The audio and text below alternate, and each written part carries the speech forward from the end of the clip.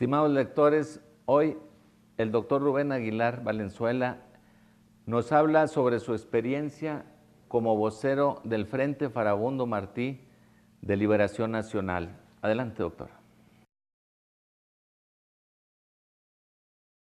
Bueno, yo me incorporo al Frente Farabundo Martí de Liberación Nacional ya de manera definitiva a finales de 1980, con una doble responsabilidad, una doble tarea que me había pedido los compañeros del Frente,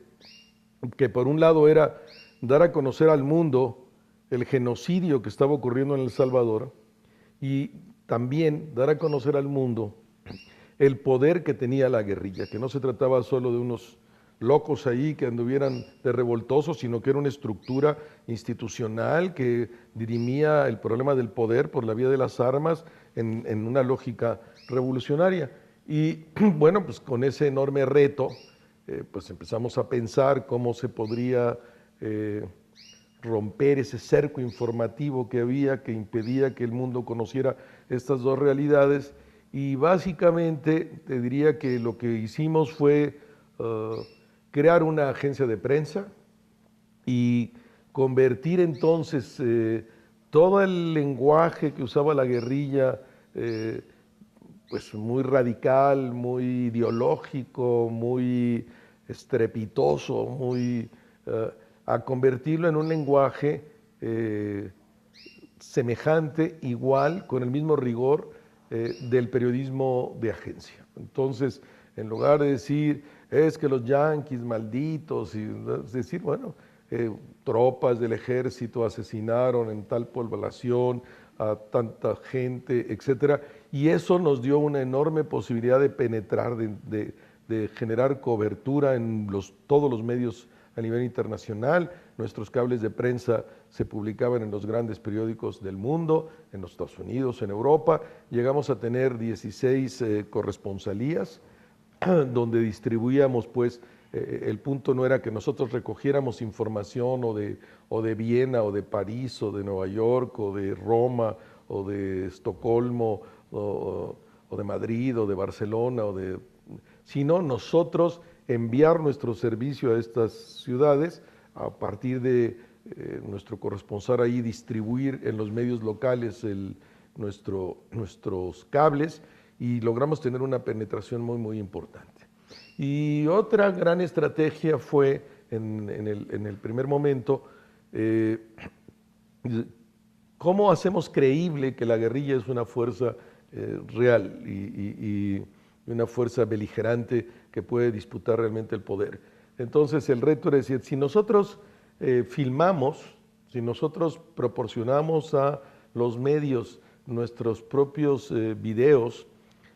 van a tener poca credibilidad y va a ser poco significativo. Y entonces la estrategia en ese caso fue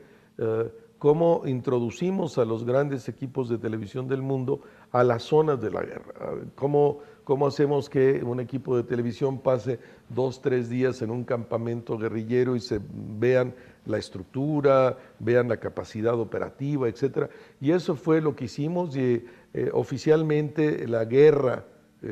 arranca el 10 de enero de 1981, y en los primeros 3 meses debemos haber metido a los frentes de guerra 40, 50 equipos de televisión de todo el mundo, todas las grandes cadenas norteamericanas, francesas, italianas, las mexicanas, las japonesas, las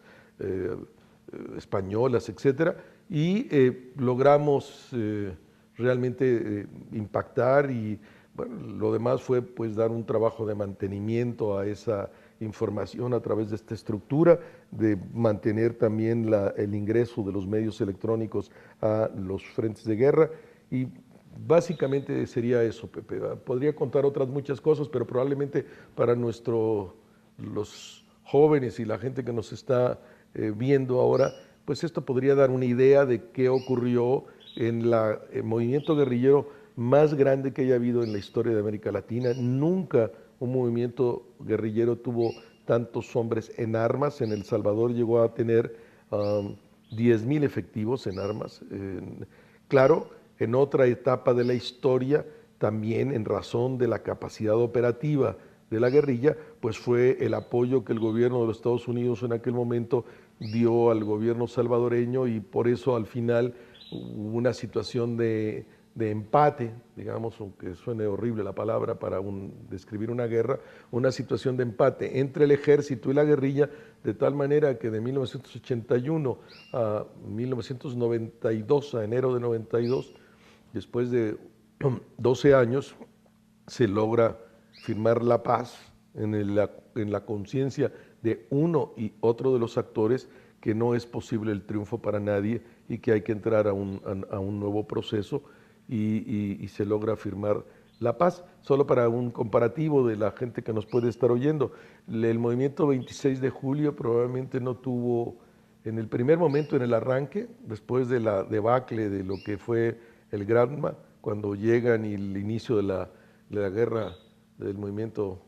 26 de julio en la montaña, pues no eran más de 80 combatientes, y fueron creciendo, pero la columna vertebral de los cubanos, pues nunca debió haber sido más de 800, antes pues ya de